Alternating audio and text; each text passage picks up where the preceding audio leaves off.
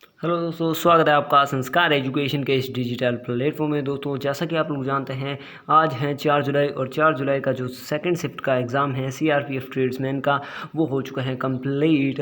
और उस एग्ज़ाम के 25 क्वेश्चंस मैं आपके लिए लेके आ चुका हूँ। ऐसे क्वेश्चंस हैं जो आज की शिफ्ट में पूछे गए थे और उनसे कुछ रिलेटेड फैक्ट्स भी हैं जो आने वाले एग्ज़ाम्स में आपके लिए मददगार साबित हो सकता है। तो वीडियो पर जो भी बंदे पहली बार आए तो चैनल को सब्सक्राइब कर दे और वीडियो को लाइक कर दे। तो चलिए वीडियो को स्टार्ट और बिना स्किप किए देख लीजिए, क्योंकि कोई ऐसा टॉपिक, कोई भी एक ऐसा क्वेश्चंस हैं जो छूट सकता है, जो कि आपके आने वाले एग्जाम में आपके लिए मददगार साबित हो सकता है। तो चलिए वीडियो करते हैं स्टार्ट और देखते हैं कौन कौन से क्वेश्चन हैं जो आज की आपकी शिफ्टों में पूछे गए थे। तो देखते हैं पहला क्वेश्चन कौन सा है, और ये आ चुका है आपका पहला ही क्वेश्चन। पहला क्वेश्चन है, ताजमहल को वर्ल्ड हेरिटेज में कब शामिल किया गया था।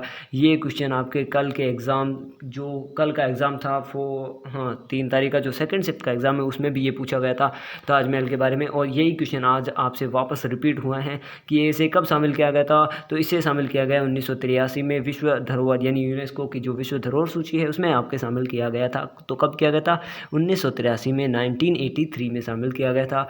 उसके बाद में देखते हैं नेक्स्ट क्वेश्चन के बारे में। नेक्स्ट क्वेश्चन है, 11वीं अनुसूची को किस संविधान संशोधन के तहत जोड़ा गया था। ये भी क्वेश्चन आपके कल की शिफ्ट में पूछा गया था। तो ये आपके जोड़ा गया था 1992 में, जो 73वां संविधान संशोधन हुआ था। और ये किसके लिए हुआ था? तो ये हुआ था आपके पंचायती व्यवस्था थी, पंचायती राज व्यवस्था, उससे रिलेटेड था। तो ये भी आपकी कल की शिफ्ट में पूछा गया था। और इसके बारे में जो इम्पोर्टेंट फैक्ट हैं वो उस वीडियो में मैंने बताए हैं। उस वीडियो का लिंक आपको डिस्क्रिप्शन बॉक्स में मिल जाएगा और वहाँ से जाकर आप चेक कर लेना। तो देखते हैं नेक्स्ट क्वेश्चन की ओर। तो नेक्स्ट क्वेश्चन कौन सा है? तो नेक्स्ट क्वेश्चन आया आपके सिंधु घाटी सभ्यता। तो हमसे पूछा गया है कि सिंधु घाटी की बस्ती जहाँ पर जुते हुए खेतों के प्रमाण और अग्निवेदी के साक्ष्य मिले हैं, ये कहाँ पर मिले हैं? ये कहाँ पर मिले हैं? थोड़ा सा इसे छोटा कर लें ताकि क्लियर आए। तो ये जुते हुए खेतों के प्रमाण और अग्नि के साक्ष्य ये कहाँ पर मिले हैं? तो ये मिले हैं आपके कालीबंगा में। कहाँ पर मिले हैं? कालीबंगा में आपके जुते हुए खेत मिले हैं। और देखते हैं सिंधु घाटी के और शहर हैं, वहाँ पर हमें कौन कौन सी चीज़ें मिली है। और देखते हैं लोथल में हमें दोहरे दफन के साक्ष्य मिले हैं, चावल की खेती के बारे में पता है, और घोड़े के टेराकोटों की मूर्ति मिली है, जहाज़ बनाने का स्थान है, यहाँ एक जहाज़ का टेराकोटा मॉडल भी मिला है। उसके बाद में देखते हैं कालीबंगा में। तो कालीबंगा में हल से भूमि के साक्ष्य मिले, यानी हल से जोती हुई भूमि के, और लकड़ी के फरसे के साक्ष्य मिले हैं, 7 अग्निवेदी मिले हैं, और जुताई की गई सतह भी हमें वहाँ से प्राप्त हुई हैं। और देखते हैं और क्या है इसमें। तो और हैं आम के हड़प्पा सभ्यता। जो हड़प्पा है वहाँ से हमें क्या मिला? तो हड़प्पा से हमें मिला है कब्रिस्तान मिला है, ताबूत में जो दफन किए गए साक्ष्य वहाँ मिले हैं, और जो किला होता है किले का बाहर का दाना भी हमें वहाँ से प्राप्त हुआ है। यानी ये चीज़ें हड़प्पा से हमें देखने को मिली थी। उसके बाद में देखते हैं नेक्स्ट क्वेश्चन। नेक्स्ट क्वेश्चन क्या आता है? तो नेक्स्ट क्वेश्चन आता है आपके, रेगुर मिट्टी का दूसरा नाम क्या है। जो रेगुर मिट्टी है उसका दूसरा नाम क्या है? तो रेगुर मिट्टी का दूसरा नाम है काली मिट्टी। रेगुर मिट्टी को क्या कहते हैं? तो रेगुर मिट्टी को काली भी मिट्टी कहते हैं। इसका निर्माण कैसे हुआ है? तो इसका निर्माण जो बाल्टिक्स चट्टानें होती हैं उनके अपक्षरण के कारण होता है, जो कैक्टियस काल के अंदर विस्फोट के दौरान उभरा था। यानी जो चट्टानें होती है बाल्टिक्स, वो चट्टानें जब धीरे धीरे टूट जाती है तो काली मिट्टी का निर्माण होता है। और ये ज़्यादातर जो ज्वालामुखी से निर्माण होता है इन चट्टानों का, और ये तमिलनाडु के भाग है वहाँ पर आमतौर से ज़्यादा पाए जाते हैं। और इसका जो अगर बात करें इस काली मिट्टी का क्षेत्रफल कितना है, तो इसका कुल क्षेत्रफल का विस्तार है आपके 15% है। कुल जो भूमि है भारत की उसमें 15% काली मिट्टी का विस्तार किया गया। तो क्या है? विस्तार है। उसके बाद में और देखते हैं। तो इसका रंग कैसा होता है? काला होता है, इसे रेगुर मिट्टी भी कहते हैं। काला रंग बेसाल्ट पाए जाने की वजह से होता है। इसमें टाइटेनी लोह चुंबकीय यौगिकों के द्वारा ठहराव होता है। और काली मिट्टी में आपके कपास बहुत ज़्यादा होती है। ये भी आप याद रखिए, आने वाले क्वेश्चन में आपसे आने वाली शिफ्टों में आपसे पूछा जा सकता है। और देखते हैं नेक्स्ट क्वेश्चन क्या है। तो इसमें से नेक्स्ट क्वेश्चन हमसे आता है, निम्नलिखित में से किस राज्य में दक्षिणी पश्चिमी मानसून में बहुत कम वर्षा होती है। दक्षिणी पश्चिमी मानसून यानी जो अरब सागर से आता मानसून है उससे सबसे कम वर्षा किस राज्य में होती है, तो वो होती है तमिलनाडु में। दक्षिणी पश्चिमी मानसून से तमिलनाडु में बहुत कम वर्षा होती है। दक्षिणी पश्चिमी मानसून जून से मध्य सितंबर तक आता है, यानी जून से जो सितंबर के बीच का मानसून है वो आपके दक्षिण पश्चिमी मानसून है। और दक्षिणी पश्चिमी मानसून से तमिलनाडु में बहुत कम, सबसे कम वर्षा होती है। अब देखते हैं, देखो दक्षिण पश्चिमी जो मानसून है उसका टाइम पीरियड क्या है, तो वो जून से मध्य सितंबर तक आता है। दक्षिण पश्चिमी मानसून मौसम को उष्ण आर्द्र रूप में भी जाना जाता है। अचानक शुरुआत, इसकी अचानक शुरुआत होती है और यह महत्वपूर्ण विशेषता इसकी, और इसके आने के साथ ही तापमान में भारी गिरावट और नमी भी बढ़ जाती है। तापमान में गिरावट आती है और वायु में नमी की मात्रा बढ़ जाती है। और देखते हैं कौन सा क्वेश्चन आपके आज के एग्जाम में पूछा गया था, तो ये था अगला क्वेश्चन आपके, उत्तर भारत में 1973 में कौन सा आंदोलन हुआ था, तो वो आंदोलन था चिपको आंदोलन। चिपको आंदोलन क्या था, एक पर्यावरण रक्षा का आंदोलन था। इसमें पेड़ों को काटने के लिए लोगों ने, जो पेड़ लोग काट रहे थे उनसे रोकने के लिए था। यह भारत के उत्तराखंड राज्य के किसानों ने एंगू के वृक्षों की कटाई का विरोध करने के लिए किया था।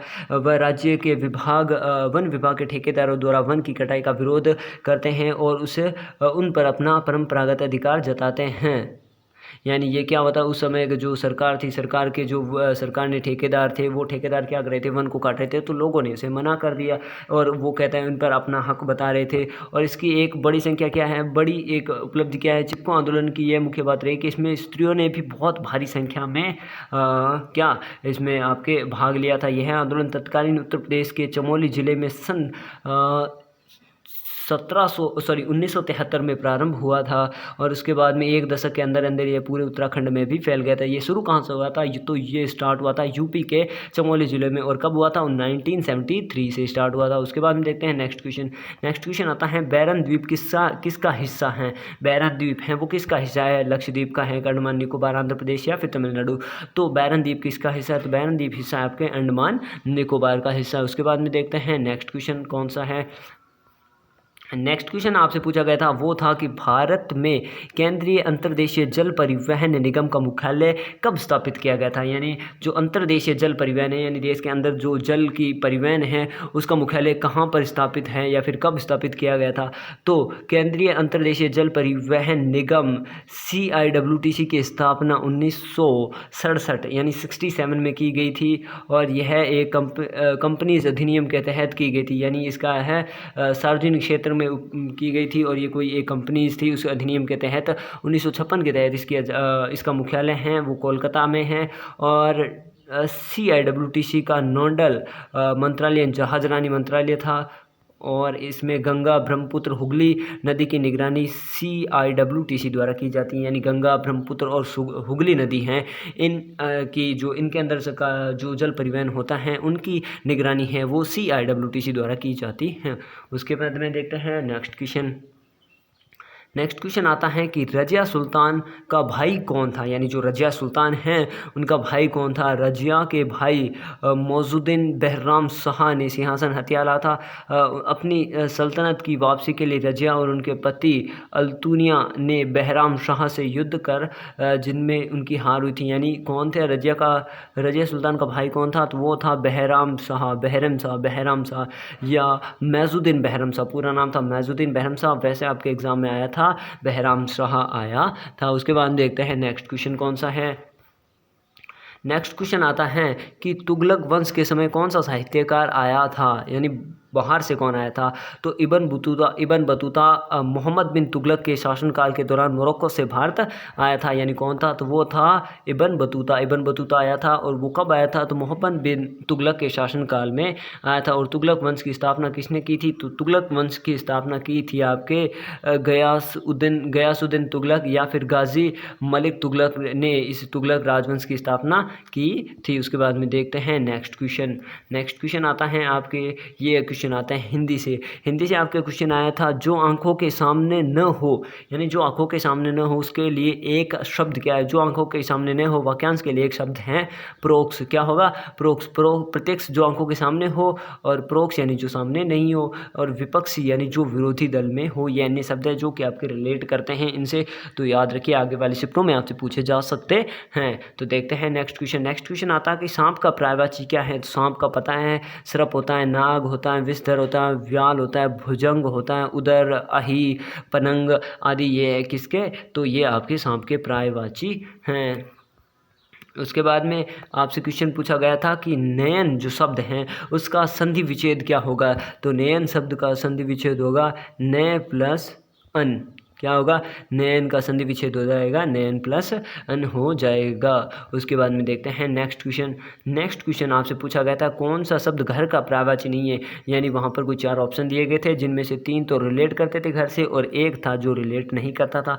तो वो घर के पर्यायवाची कौन, घर के बहुत ज़्यादा पर्यायवाची, घर के पर्यायवाची में गृह आता है, गेहे, आवास, धाम, निवास, बेसरा, डेरा, भाव, भवन, बासा, वासास्थल, सदन, निकेतन, आगार, आल्य, अयन, मकान, नियल, निकेतन, आश्रम आदि ये शब्द हैं वो घर के पर्यायवाची हैं।